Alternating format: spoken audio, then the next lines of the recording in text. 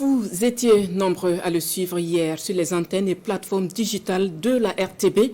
Le ministre d'État, Bassol Mabazé, a porté la voix du Burkina à la 78e Assemblée générale des Nations unies. Et comme Thomas Sankara en 1984, le ministre Bazé a craché ses vérités à la communauté internationale. Un discours qui va sans doute entrer dans les annales de l'histoire des représentants du Burkina aux Assemblées générales des Nations unies.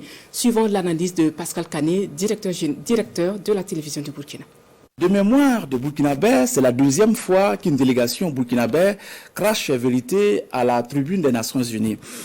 Rappelez-vous, la première fois, c'était le 4 octobre 1984. La délégation était conduite en son temps par un certain Isidore Thomas Sankara, alors président du pays fraîchement rebaptisé Burkina Faso.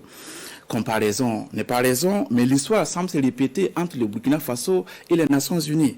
Invité à prendre la parole à la tribune des Nations Unies, c'est un Bassol Mabazé habillé en faso d'Anfani, encore une similitude, qui se présente visiblement prêt à en découdre.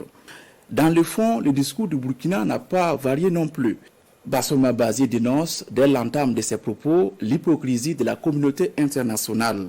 Il annonce clairement ses intentions. « Je ne suis pas là pour vous faire un discours de complaisance », a-t-il averti. Pour cela, il reprend les propos d'un certain nombre de leaders passés avant lui qui dépeignent un monde en proie à la violence et aux inégalités. Pour Bassol Mabazé, les coupables sont connus, même si tout le monde fait semblant de ne pas savoir. Il cite le cas libyen où même l'Organisation des Nations Unies s'est rendue coupable de complicité d'assassinat de guides libyens ayant conduit au chaos que l'on connaît. La preuve que les relations internationales sont teintées de grande hypocrisie. Au passage, Bassol Mabazé dénonce les mêmes manœuvres sur le cas nigérien. Même si la délégation du Niger n'a pas eu accès aux locaux des Nations Unies, sa voix, elle, a bel et bien été entendue. Cela n'étonne guère au regard des relations d'assistance mutuelle prônées par les trois capitales, Ouagadougou, Niamey, Bamako. Bassol Mabazé dénonce les Africains qui travaillent à mettre ce pays à feu et à sang. Il appelle les peuples de la CEDEAO à se dresser contre cette forfaiture en montrant leur solidarité au peuple nigérien. Comme il fallait s'y attendre, la question sécuritaire était au centre de ce discours. Bassol Mabazé ne comprend pas pourquoi l'Europe et les États-Unis s'intéressent autant à la question ukrainienne en laissant les États du Sahel face à une guerre qui leur est imposée. Pire, ils empêchent les États africains en guerre à s'armer.